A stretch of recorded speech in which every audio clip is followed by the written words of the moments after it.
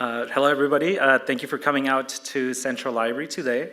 My name is Edwin Rodarte, and I am the Senior Librarian with the Emerging Technologies Department here at LA Public Library, as well as an LGBTQIA Committee Chair for the library. Our committee works year-round to share the excellent services and resources of the Los Angeles Public Library with all Angelinos in our diverse communities, with a special focus on service to LGBTQIA patrons. I'm Nick Bielia. I am a librarian in the History Department at the Los Angeles Public Library, and we're here to welcome you to today's program, Dare to be Powerful, How LGBTQ plus Elders, transformed California politics forever. Just a couple of housekeeping tips before we begin. Please silence your electronic devices so as not to distract.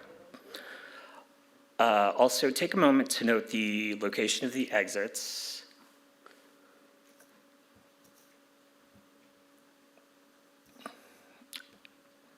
Also, if you're parked at the garage underneath the library, you can get your parking ticket validated at the information desk off the 5th Street entrance.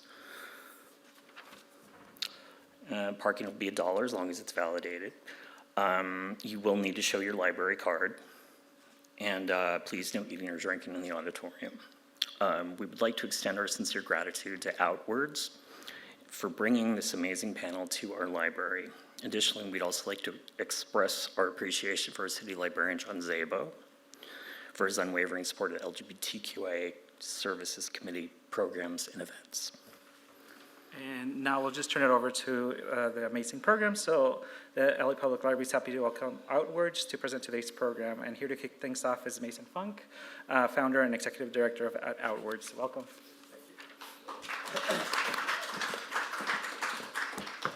Hello, everyone. Thank you so much for being here. I'd like to start with a land acknowledgement. We are gathered this evening on the traditional, ancestral, and unceded lands of the Tongva people. As long as 3,000 years ago, the Tongva people lived on this land, building a thriving culture based on trade and maritime navigation.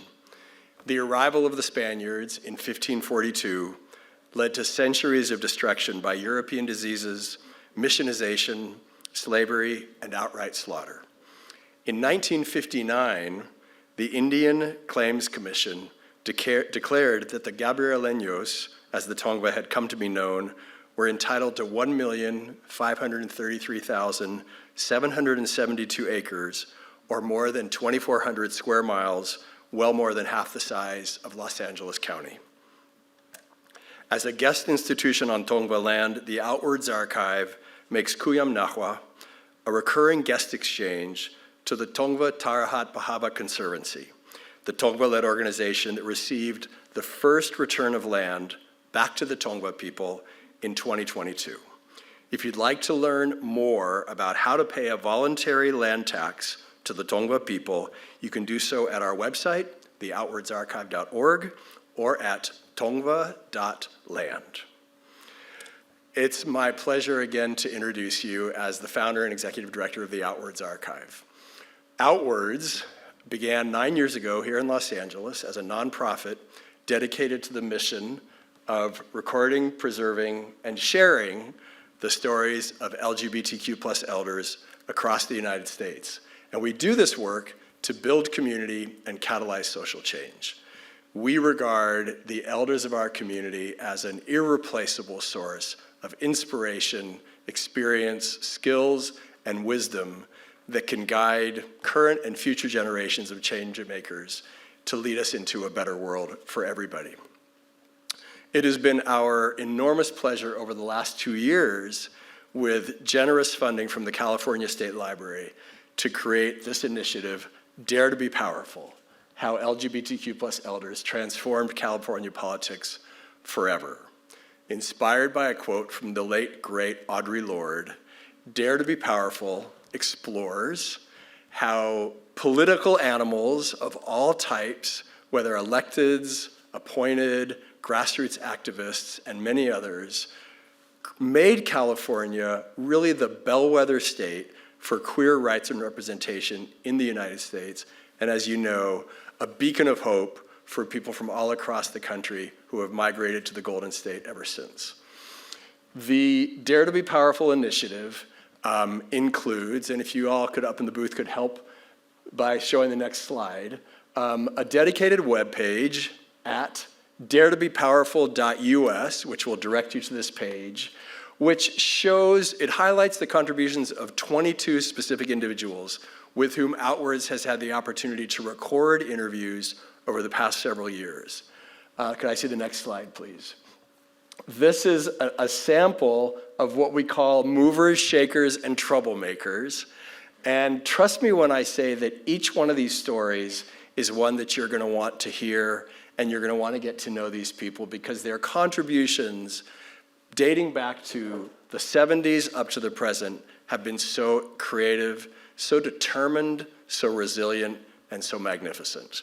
Could I see the next slide, please? This is what we call additional fighters, dreamers, and groundbreakers because we just wanted to keep feeding you these amazing stories. The QR code on the right, I don't know if you can, but you probably can scan that from wherever you are. That'll take you directly to the daretobepowerful.us webpage. And I'm not sure what's on the next slide. Give me a peek. On the next slide, oh, we go back here. Well, we have 2 short trailers we want to play for you that'll be much more interesting than listening to me talk. Could we watch the first trailer, which is for the entire initiative, Dare to Be Powerful? When I came out in 1973, it was still against the law in California to be homosexual. Coming to San Francisco, now all of a sudden, I'm surrounded by gay people. I'm living in the heart of the Castro. You know, there were a lot of meetings being held during that time, rallies, meetings, what can we do? Shall we form an organization? I ran for school board when I was 17. So I was already planning, to do a political career. And I remember just thinking, well then, I can't be gay because I can't do politics if I'm gay. I thought, hey, running for judge is a good idea. And I ran. It was the most difficult, time-consuming, harrowing experience of my life, and I won. Joining the board of San Francisco Pride was definitely one of the best lessons for me on, developing my political view as a progressive.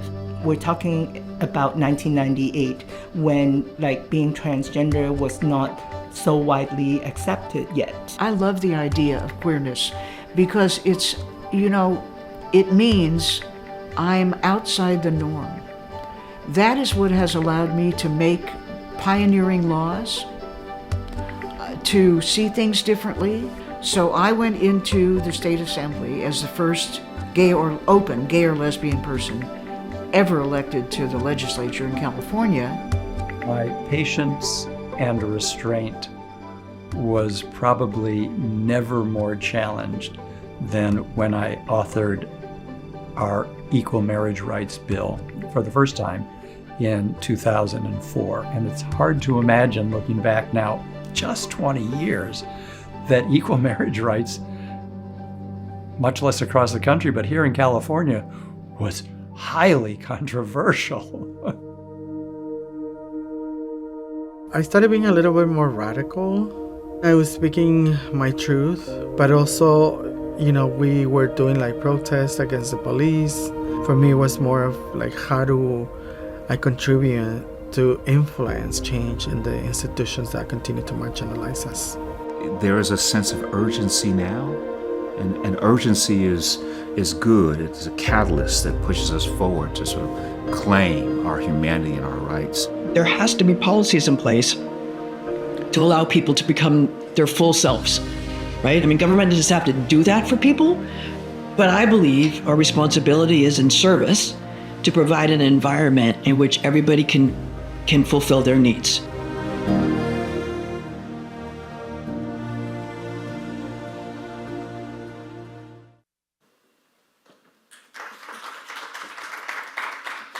Before I go any further, I want to give an enormous shout out to the Outwards team, several of whom are here, sprinkled both running cameras and in the audience.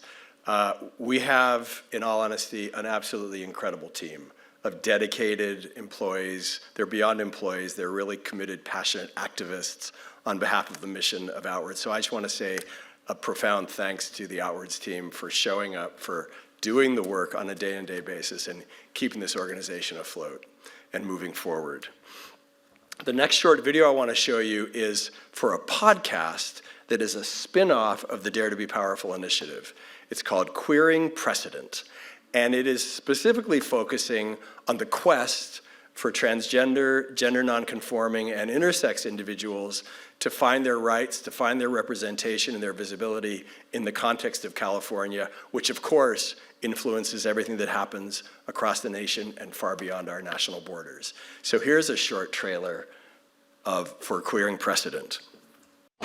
History is cyclical. It will echo. Our community has been under attack for centuries. We carve the path for the younger generation. We are your past and you are our future. We have to tell our stories and we have to tell our truths and we have to flip the narrative. Hey, I'm Kai. And I'm Jack. And welcome to Queering Precedents. This podcast is a deep dive into trans, gender expansive, two-spirit, and intersex legislation and politics, with some legendary LGBTQ+ elders who continue to fight for us to this day. I was the first transgender judge in California. A woman had never done trans bottom surgery before, let alone a trans woman. So that was literally the shot heard around the world. As I came out of the stone wall, first thing they asked me, are you a man or you're a woman? I happen to be all woman, honey. So from that, I was arrested. I saw firsthand the atrocities that trans women experience in immigration detention. And I was like, what can we do? And that's when I became an intersex activist. When I fight for trans liberation, I'm fighting for my own two-spirit liberation and vice versa. Through the eyes of these trailblazers, this series asks, how did we get here? And where do we go now? This podcast comes to you from the Outwards Archive, the first national effort to record, preserve, and share the stories of LGBTQ+ elders. Find out more at queeringprecedent.org and subscribe wherever you get your podcasts. We have to fight. That's what Stonewall stood for. Thank you for keeping the fight going and for listening to your elders. I love that. The message of the night is listen to your elders, just like they told you when you didn't want to eat your broccoli. So you have 2 URLs to hold in your mind as you leave this evening.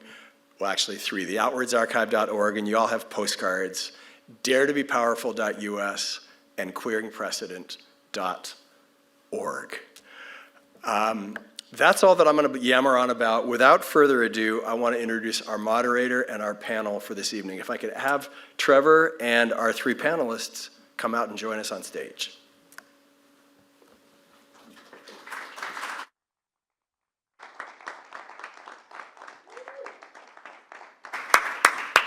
So while they're coming out, I'm going to introduce Trevor, who is our moderator. Trevor Ladner, whose pronouns are he, him, is an educator, advocate, and public historian committed to youth well-being and civic engagement through innovative history and social studies instruction and inclusive school supports. At one institute, he directs LGBTQ+ history programs and advocacy for youth and K-12 educators. Trevor previously taught U.S. history, government, economics, and civics to middle and high school students and interned for the late Congressman John Lewis, the well-known Democrat from Georgia. Trevor earned his BA in Sociology and African American Studies from Harvard College and a master's degree from the Harvard Graduate School of Education. Trevor is proudly Gen Z, a drag queen, and a Mississippi native. And without further ado, welcome Trevor, and welcome to our panel. Thank you, everyone, for being here this evening. Thank you to the Outwards team for having me, and it is a great honor to be able to facilitate this conversation today with all of you. So, without further ado, some introductions. Judy Abdo, here in the center, ran for Santa Monica City Council as an out lesbian in 1988 and served on the council from 1988 to 1996, including 3 years as mayor. She has served as the vice chair of the First 5 LA Commission, is a former member of the Los Angeles County Board of Education, and led several environmental initiatives through the Metro Water District Board, the Steering Committee of Climate Action Santa Monica, and the Santa Monica Environmental Task Force. She retired as the Director of Child Development Services for the Santa Monica Malibu Unified School District, having worked for 13 years as an elementary school teacher, and is now a member of the Early Childhood Task Force in Santa Monica. Judy was a founder of the Sojourn Shelter for battered women and children and the Santa Monica Pier Restoration Corps, and is a former member of the Neighborhood Support Center in the Santa Monica AIDS Project.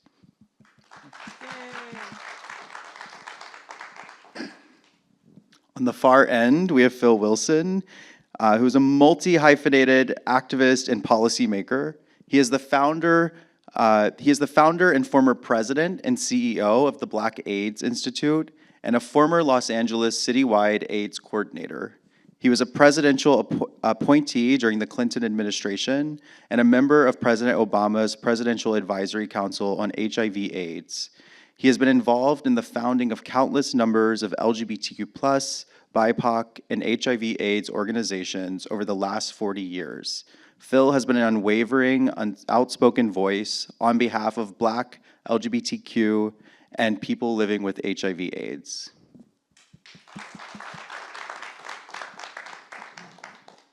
And last but not least, we have Maria Roman-Taylorson, who's a pioneering advocate and leader in transgender social services in Los Angeles with over 20 years of experience. A proud Puerto Rican Latina, Maria began her journey of self-discovery at 19, overcoming homelessness and hardship to become a voice for the transgender community. Maria made history as the first transgender program manager of the Transgéneros Unidas program at Bienestar Human Services. She has served on the Liberty Hill Foundation Board of Directors, the West Hollywood Trans Advisory Committee, and the LA County HIV Commission. Maria was a member of the all-trans cast for the stage show Lovely Bouquet of Flowers, which showcased transgender stories and has now become a documentary in full bloom. She has made numerous appearances on television and in film. She is currently the Vice President and COO of the Trans Latina Coalition, where she leads programs providing critical services for transgender individuals.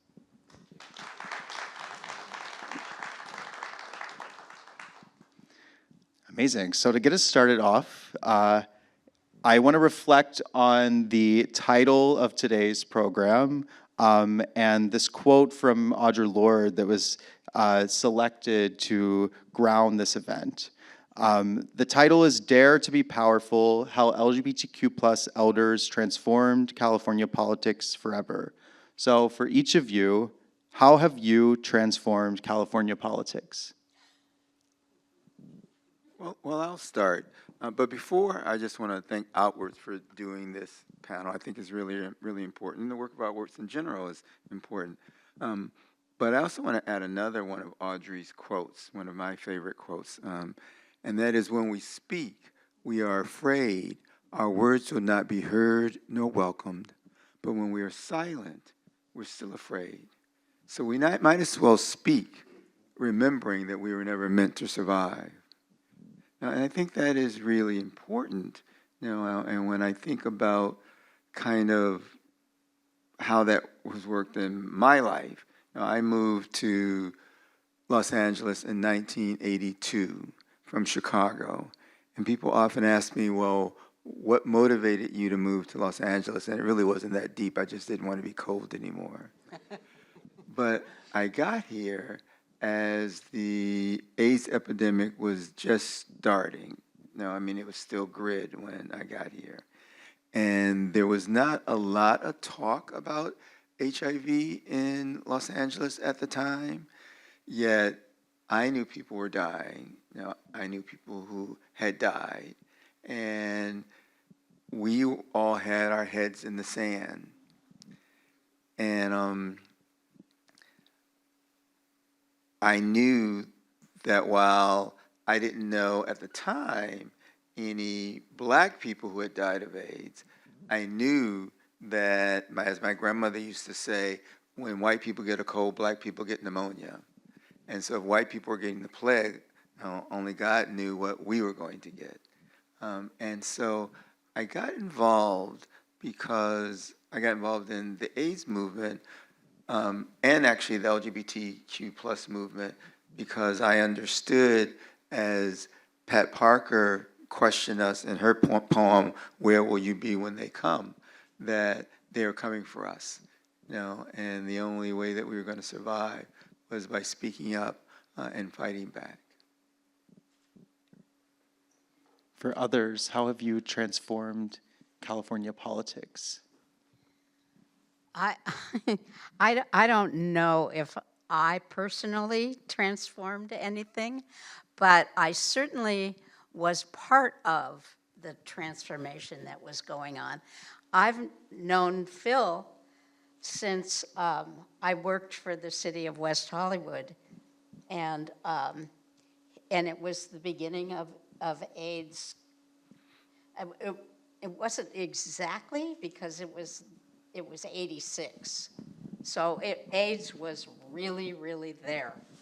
But Phill was doing all kinds of work.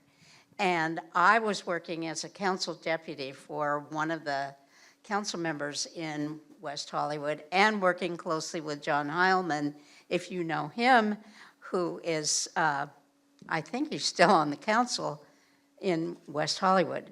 And everything that we did in West Hollywood was brand new because it was a brand new city. So everything that we did was a change for this area that had been part of the county, not its own city. And so everything that we did was groundbreaking.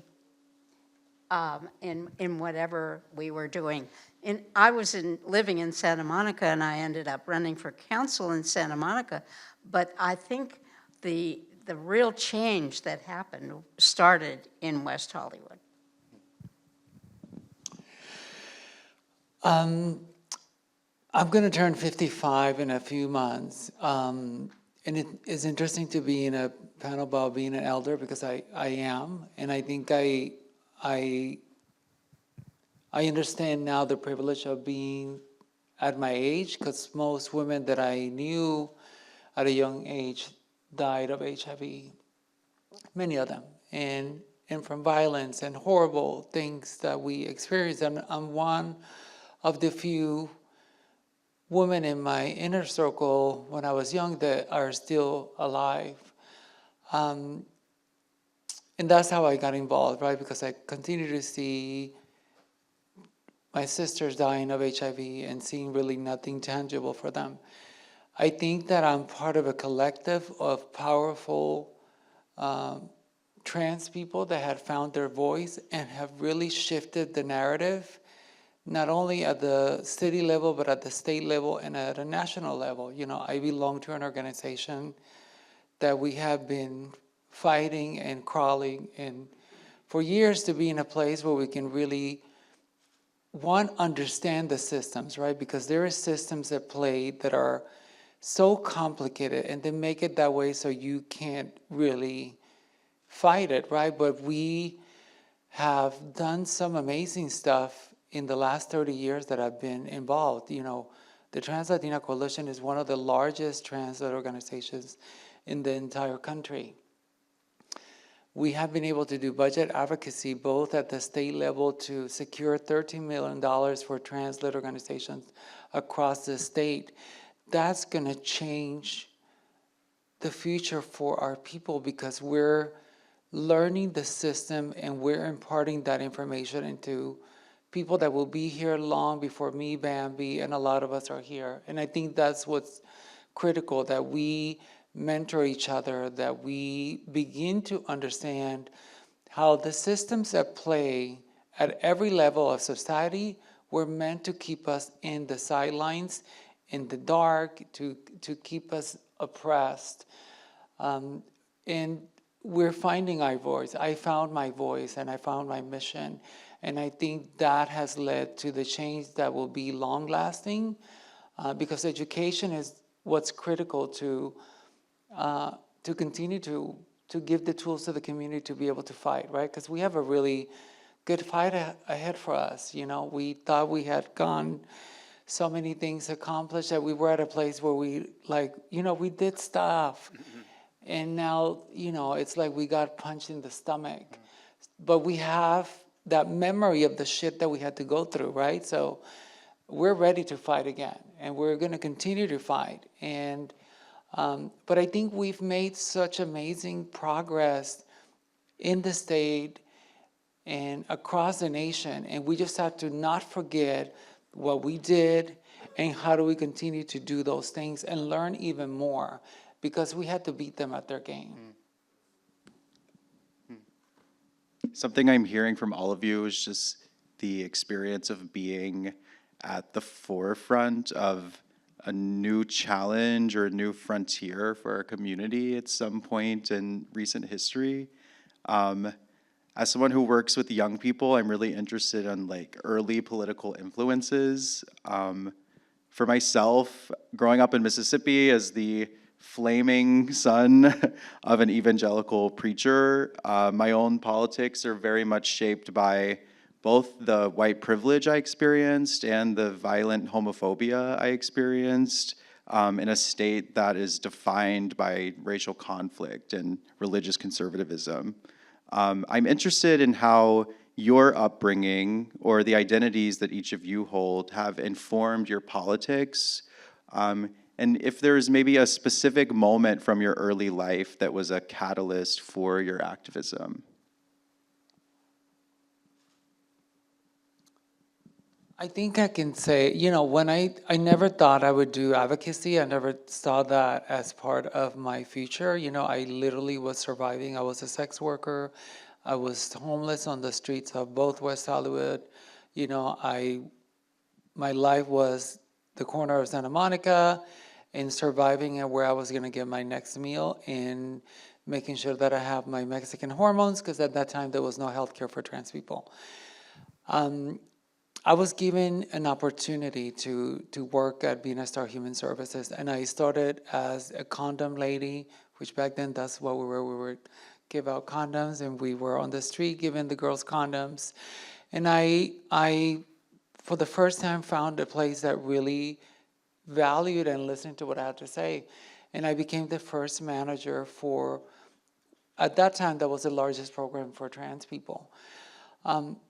What impacted me the most and made me angry, I think anger, you know, I've become that angry trans person, has been kind of what has fueled my not shutting my mouth, which is healthy. You know, for you to say what you're thinking, a lot of times it's really healthy, it's good. And the murder of Gwen Araujo really upset me. It really made me mad. Not to compare one death with another, but I saw the outrage across the country when Matthew Shepard died, and the lack of response to her death just impacted me. And it pissed me off. So we organized one of the largest marches then on Santa Monica in Highland, and we walked all the way down the street to Forever something funeral home in Santa Monica also. And I think that's what started us, taking us to the streets. And then it became our thing, right? We're like the disruptors. We're the ones that are going to go and close Vermont and Santa Monica. We're the ones that are going to call people out. And that has helped us, again, build our power and learn the systems. Because I think there's a lot of bullshit that happens when it comes to the words LGBT. And I think that a lot of time trans people are not included in that. And even with marriage equality, did you ever see images of trans people in relationships and wanting to get married? We want to get married too, you know? So I think we have to be honest about the bullshit, and at the same time, look for your allies and the people that understand your struggle and your fight. I don't know if I ramble sometimes. I don't know if I answered the question. But I think Gwen Araujo's murder was a catalyst for me to understand that I had to do something. For me, the the catalyst as a young person happened when I was really, really young. I grew up in a housing project on the south side of Chicago called Allgale Gardens. It became famous later on because it was a community where Barack Obama was a community organizer long after we left. And it was an all-black community. And all of my teachers were black, and the policemen were black, and everybody was black. And so one day, the person who delivered, back then we had ice boxes, and we had someone who delivered eggs and milk and juice to our house. And one day, our delivery person must have been sick because this white guy must have gotten the short end of the stick. And he showed up at our door, and I was like 5 years old. And I opened the door, and it was the first time I had seen a real live white person, other than on television. And so I slammed the door in his face, and I yelled to my mom that there was someone there to see her. And I went running into the living room as my mother approached the front door, not out of fear of anything, but I went to get my sister and my brothers to say, "You've got to see this." So my mom is talking to him, and I'm pulling on her skirt, I'm pulling on her skirt, I'm pulling on her skirt, and she looks down at me, and she says, "What's wrong?" And I said, "I have a question." And she said, "What's your question?" And I looked at him, and I said, "What happened to your face?" And he was a redhead, and he turned bright red. And the four of us kind of stood back, and because we'd never seen anything like that. And so I go, "Wow, how did you do that?" And the reason why I tell that story, and the reason why it's so important to my politics, is that it didn't dawn on me that there was something wrong with us. There had to be something wrong with him. And that serves two things. One, it protected me, or continues to protect me, in kind of the images and the messages that I've experienced my entire life, where the society is saying that I'm lesser than and what have you. There's that little boy inside that says, "No, you're the ones that are weird." But it also helped me to understand that, quite frankly, that's how racism works. That when there is an other, and so while I had that reaction, I think that's how, white people who don't know black people, or straight people who don't know LGBTQ plus people, I think that it's that strangeness that creates the fear. And so for me, kind of embracing the intersectionality of my life and my identity and who I am, and carrying that, as Pat Parker said, into every room where I walk into. So I've always carried that experience with the redheaded juice man in Allgale Gardens and his freckles.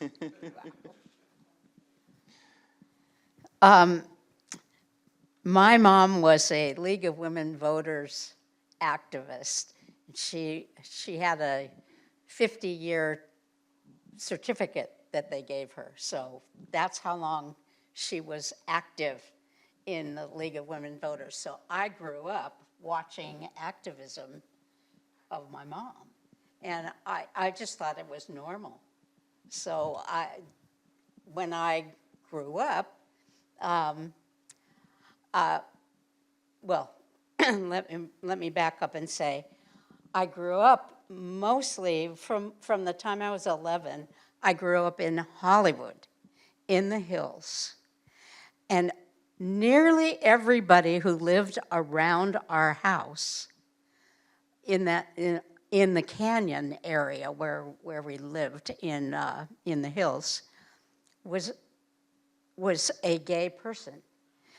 They were couples for the most part, but it was like, oh, okay, this is absolutely normal.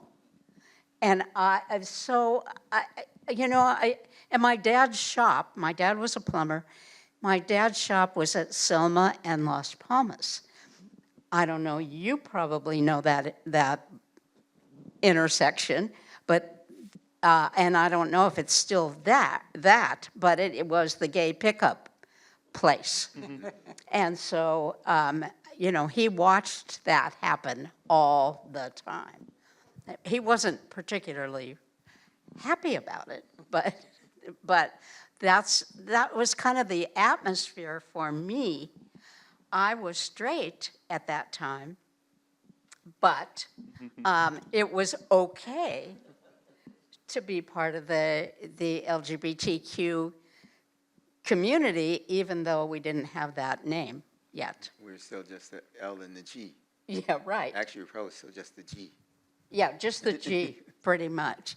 And so when I moved to Santa Monica, it was nearly the time that we were organizing for rent control. And that's where I became much more political, because we were trying to get rent control passed.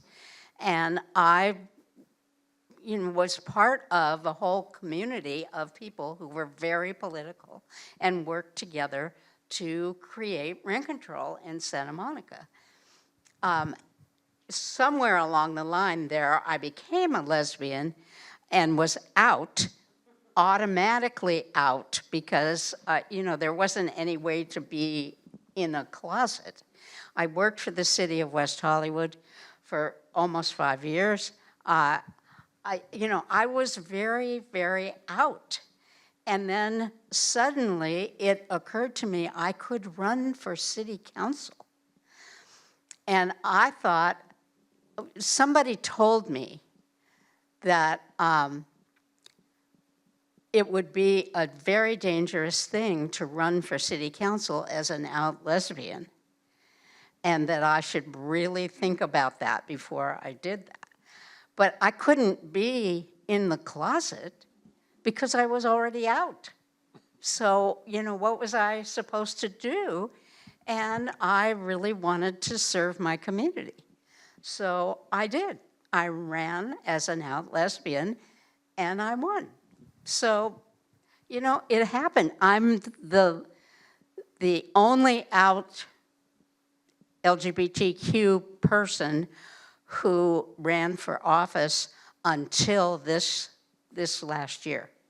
Now there is an LGBTQ gay man who is on the council, and he ran as an out gay man. But no one in between did that. I ran in '88, as you pointed out, and that was a long time ago. Judy, something I took away from your story is that working for the city of West Hollywood turned you into a lesbian. So we haven't really talked yet about our politics today. So I want to sort of bridge history with the moment that we're in. From challenges to sodomy laws and anti-cross-dressing ordinances, to struggles over LGBTQ plus teacher rights and marriage equality, our political history in California is marked by the creativity, determination, and I added this after Maria's remarks, anger of queer and trans people. Can you highlight a specific local or statewide moment in our history in California that you see as particularly instructive for our politics today?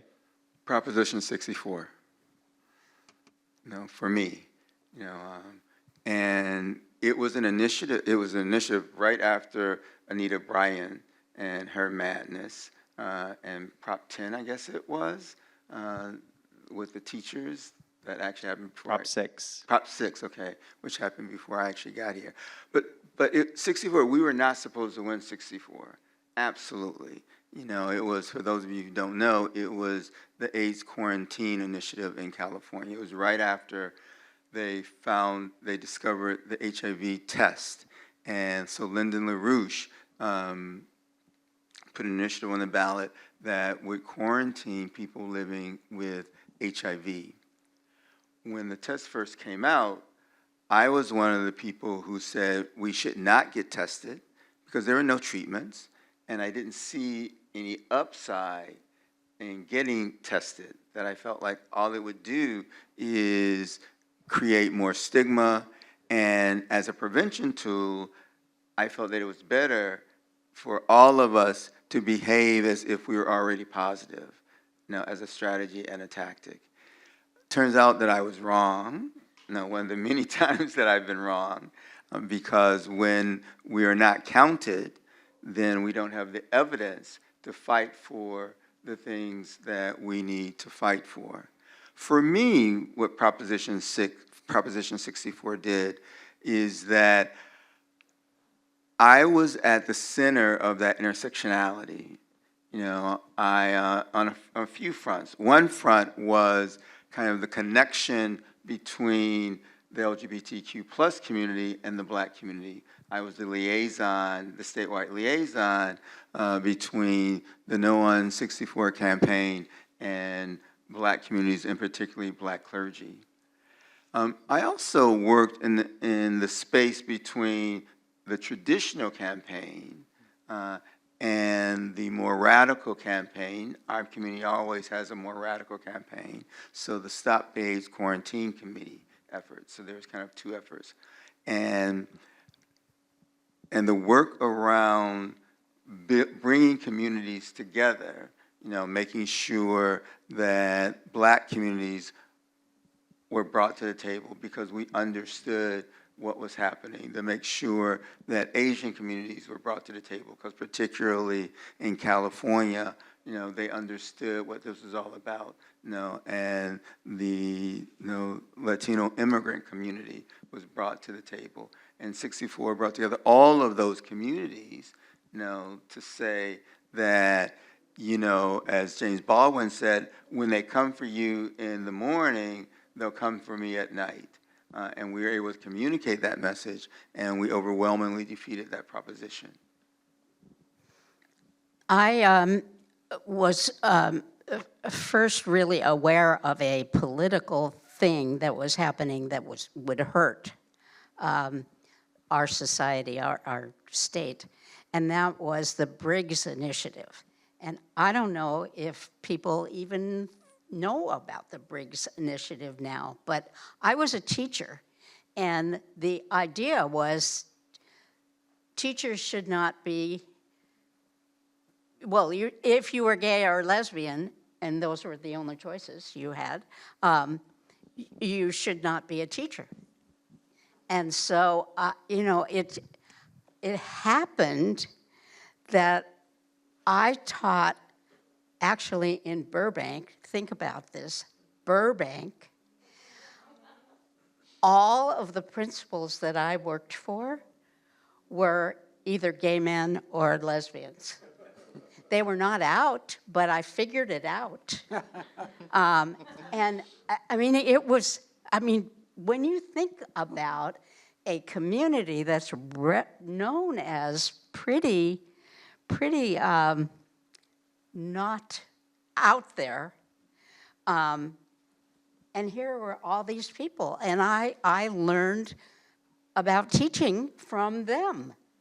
And it was really a very different kind of world for me to hear that somebody wanted to say that if you were gay or lesbian, you could not be a teacher, when all these people around me were fabulous teachers. I was a pretty good teacher too. I will say that, but it was this huge turning point in my life that somebody could say to me, you cannot do what you do because you are a lesbian. It made no sense to me, but that helped me become much more political. And that initiative also became, quite frankly, in my opinion, the backdrop of all of the LGBTQ plus movement after that. Because the lessons that we learned from that is that visibility matters. That the closet was killing us, and the closet was denying our rights, and that Briggs was won because people came out, because people said, here I am. You didn't know that you knew anyone, but Blanche, you do. One of the things I think about all the time is that many of our challenges in the LGBTQ community is that we want the love of our families, but we don't want to share our truth with them. And people cannot love us if they don't know us. The flip of that is true. If they know us, they have to love us. But I don't know if that is so true. But, that's what we learned from Briggs, that there was power in visibility. There was power in speaking our truth, and in our truth, it made it more difficult for people to harm us. Although they try, they continue to try. And we're in that place again. What are we going to do? Are we going to hide, or are we going to step out and say, here I am? Now, I recommend that we choose the latter and not the former. I think for me, as a trans person, I've never been able to be in any closet. I mean, I really haven't.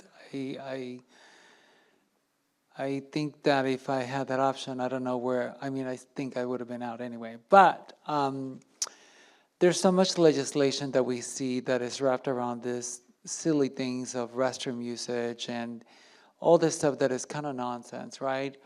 I think for me, something that I think signals the future for me is again, going back to the power of how we're using legislation to really begin protecting trans people and creating real equity for our community. For me, AB 2218, the Transgender Equity Fund, that provided $13 million across the state for organizations that have at least 70% of their clients being transgender, non-conforming, or intersex. That to me signals the power of the people, and it signals how we need to use these systems in play to really support our people, because without funding and without money, it's hard for us to do the work. And if we look historically back, anything related to transgender programming has always been tied through the HIV lens. And we're beyond that. We're whole beings that have a complexity of challenges in a society that is at this time trying to completely erase us. We see how they're taking all the funding for anything prevention across the United States. So we have to really strategize. So what are going to be our next steps? And I think that doing budget advocacy, implementing laws, and AB 2218 is the first time historically that trans people have been able to pass a law that affects a whole entire segment of the community across the state. And that to me signals the power and the knowledge and the education that we are acquiring. Obviously not by ourselves. We've done this with real people that have our backs. I just wish more people today, when you hear trans this, trans that, we're also out there really fighting for us. And I don't see that to some degree. I think that when they come for that marriage, people are going to be up in arms. But I don't see at this time the outrage of everything that's happening against trans people. The other thing that's interesting to me about this time, and you said in reference to previous time, is that who's at the tip of the spear? And in this movement, trans women were at the tip of the spear at Stonewall, and trans women, trans people, are at the tip of the spear now. And so, we need to be aware of that, that there would not be an LGBTQ community had it not been for those brave women of color, at Stonewall. And now it's that same community that's under attack now under the Orange Menace in the White House. Well, I want to say that I got a phone call recently, a couple of months ago, from a person who was an activist in the League of Women Voters. Okay, I was on the League of Women Voters for 2 years because I felt I owed it to my mom, but I'm no longer a part of their board. But she called me up and she said, we want to have an LGBTQ event. And there's a committee working on it. And by the time I got to be part of that community, that committee, it turned out what they want to talk about is the trans community. And that's what is going to happen. Santa Monica League of Women Voters is going to have an event about trans community people. And I was blown away, but that's where they got in their thinking of who really needed to be known. And so that's what's going to happen. Are there trans people on the committee? Not that I know of. I think it was a committee of people who really care, and they were looking at what are the issues, and this was the issue. I think it's a start. I think as a people, trans people, we have because we're the center of everything, right? They're using us as the pawns in this. We're the boogeyman. We're, but we're gonna need real allyship and real intention from people that have power and are pulling the strings at the national level. So I hope to see more, right? I hope to see people really be intentional and not do things for us, but do things with us. And something that I see now that I'm the leader of an organization, a nonprofit, how, we get calls all the time like, hey, we want to collaborate with you on this study. The study's already fully developed. Yeah, we can give, your program participants $20. And that's not intentionality. You want to use us to recruit. We should be embedded from the inception of the thought of doing something, right? That's really intentionality, not as a place to come and recruit. But, I think that we are understanding how these systems work. I think we have really come into our power. Bambi is a badass woman. I have a great co-pilot. Pilot, I'm the co-pilot, really. But, and we just purchased a piece of land on Sunset Boulevard. A trans-led organization has land within Hollywood, blocks away from both me and Bambi walk the streets. If that is not turning it around, we're going to have an amazing center that is going to be for TGI people. So there is change coming. I think we're getting a pushback, and we're going to push harder back too. But I think that people that have the power to move strings, to connect it to funders, we need support also.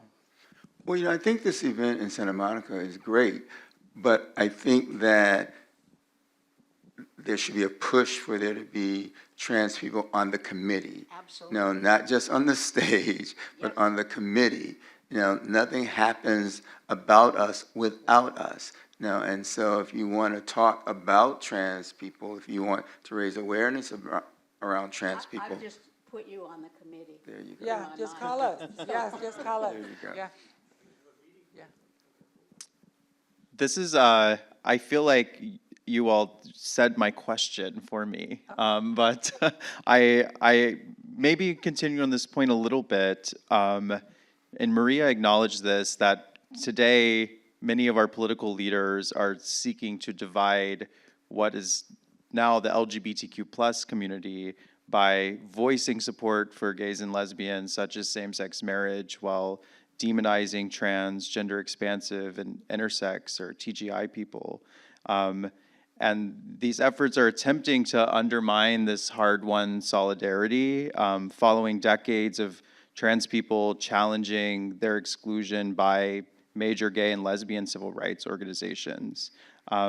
So I know we've been discussing this, and I wonder if we could say more about what responsibility do we have, particularly those of us who are not trans or non-binary, to support TGI members of our community, and how can we do that in this moment? Well, I think we need to understand that, you know, I mean, Baldwin again, you know, when they come for you in the morning, they're going to come for me at night. And that the efforts to attack transgendered people, you know, is just the tip of the spear, you know. So we let that happen. And basically we're saying that it's okay. You know, it doesn't matter who the other is. It's okay. And eventually it's going to be okay when they come for us. And so I think that that's a part of it. The other thing is that the people who are doing that are doing it out of fear. You know, and we can't be led by cowardice, you know, because victory only happens at the hands of the brave. And so we have to be brave, you know, and we have to understand that you know, the community is a quilt, you know, and you can't cut any patch out of the quilt without damaging the quilt. I want to say that I live in a house. I own the house, but there are 6 of us who live there, and it seems that without my thinking about it, the latest 2 roommates who have moved in, not together, are both within that community. Now, I don't know what they call themselves, so because that hasn't come up yet, but I'm living with 2 people who somehow are among the trans world. And I would ask them, yo, I'm a lesbian, what's your deal? You know, just ask. I think, you know, I think we're facing a really kind of scary times, I think. But at the core, I think that the passion, the love, the joy that LGBT people have has to kind of continue to be the fuel, right? We have to continue to show what amazing, happy, joyful people we are, right? And I think that we also have to, at any turn, share our stories and share who we really are, because they're painting this picture of who we are that is not even true, right? We're kind, loving people, and I think there's bad people in any community, right? But the majority of LGBT folks are people that are happy, joyful, want to just live their lives authentically, want to have families, want to be happy, you know, and I think we have to utilize all means, our social media, our networks, telling our stories, speaking with your neighbor, telling the person on the bus, you know. Obviously there's safety issues with that too, you know, which is interesting. When you opened today and you said the exits are here, right away I thought, oh my God, we are there. We're at that moment where we need to know what the exits are, but that's great, you know. But I think we have to really utilize our platforms to share all this stuff, to share the real stuff about who we are. It wasn't part of the question, but I thought I would impart that. Because I want to give time for anybody in the audience who might have a question. First of all, can we just have an initial round of applause for our panelists? And if anybody does have a question, I'm going to grab Trevor's mic and run it to the person with the question. Let's hear for Trevor. Let's hear for Trevor. Does anybody have a question? Yes. Oops, this is shorter.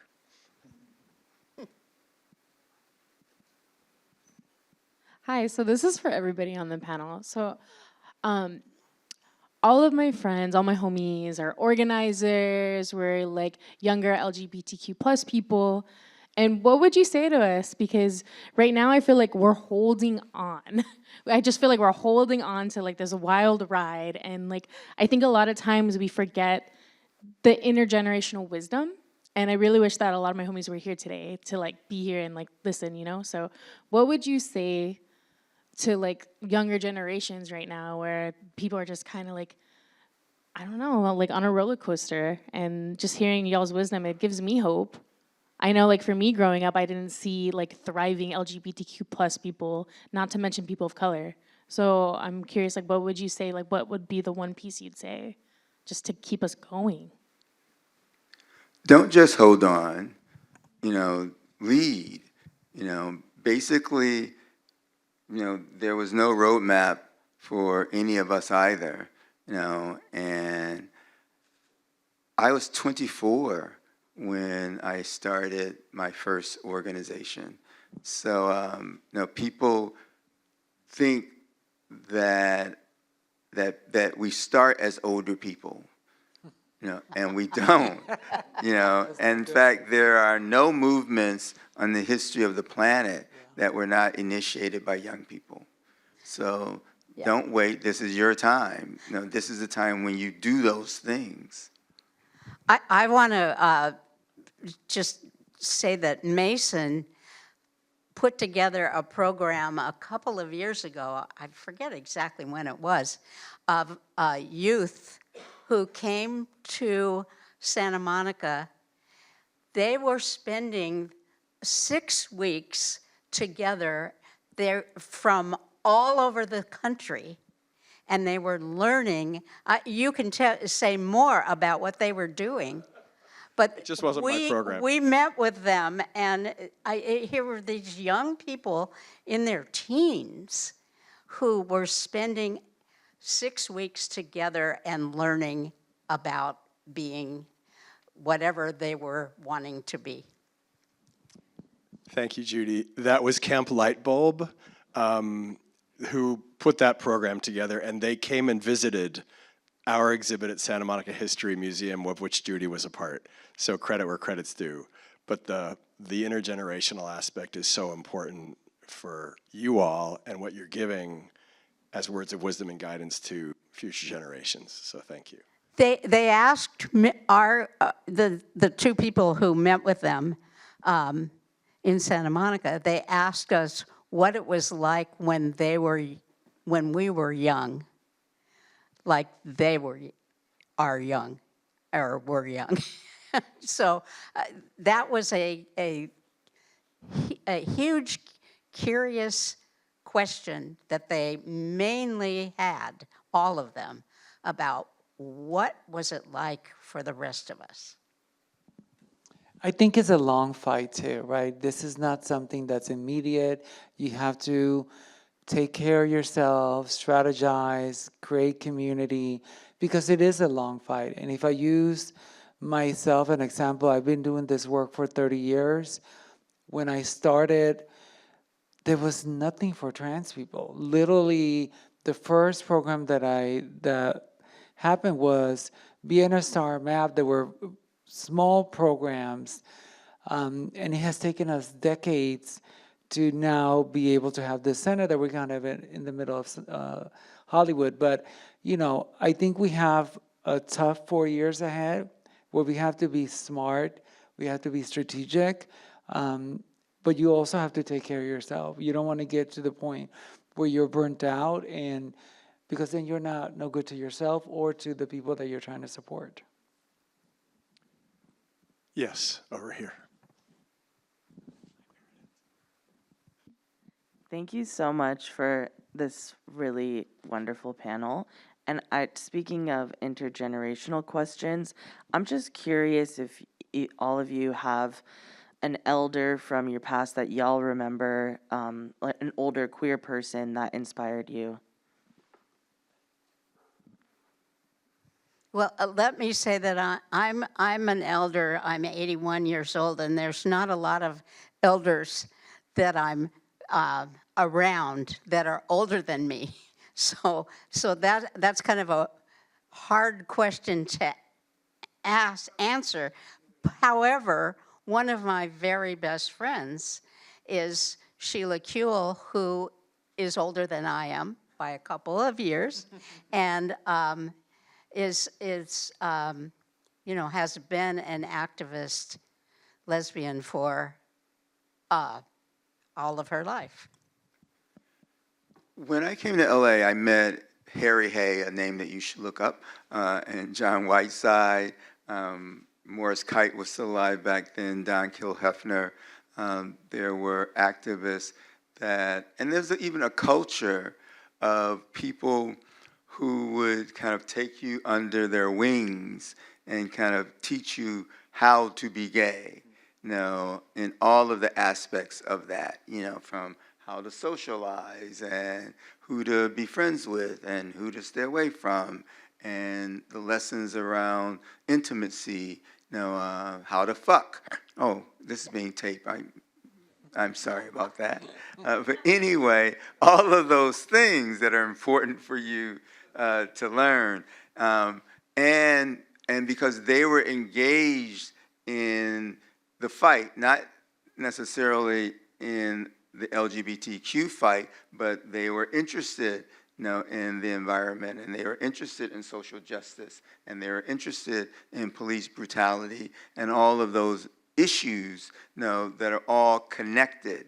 And so what I would say is trust your gut.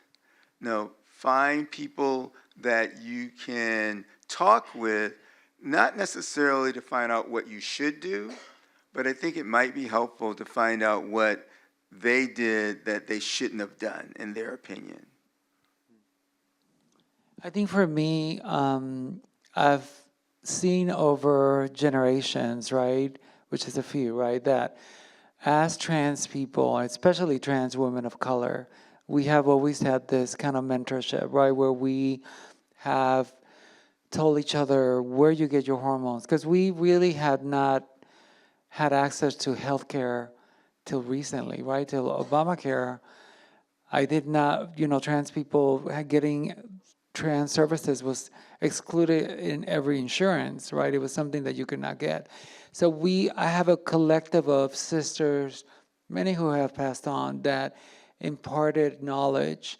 And I have a group of sisters too who have been doing this work along with me, like Valerie Spencer, Shayla Demure, Bambi, Ms. Brenda Gonzalez, who was one of the first women that I saw giving out condoms on the street, and is how I got into know that there was a Bienestar and a group for trans women. So, and I think we're doing that also for other community members, imparting some of the knowledge that we knew of how to be safe, how to, if you get in somebody's car, what do you do, things like that that are still relevant and important today. And I think that, yeah. I unfortunately am gonna have to wrap up, only because the library closes at 8 p.m. And it'll take us a little time to clear out. Speaking of the library, I wanna give our sincere thanks to Los Angeles Public Library, to Edwin, and I didn't catch your name when you got it, but Nick, for hosting this event, to City Librarian John Szabo, who is an incredibly steadfast supporter and member of the queer community and has been a mentor to me as I got Outwards up and running. And I want to thank all of you again for attending, and to our remarkable panelists you are the reason that Outwards exists. You've given us so much, and we are honored to be able to have the opportunity to transport your stories to future generations. We are all about future generations, believing as we do that the wisdom, experience, strategies, failures, and victories of our queer elders are going to carry us through the current challenges and the ones to come. Thank you all for being here tonight, and have a wonderful evening. Thank you, everybody.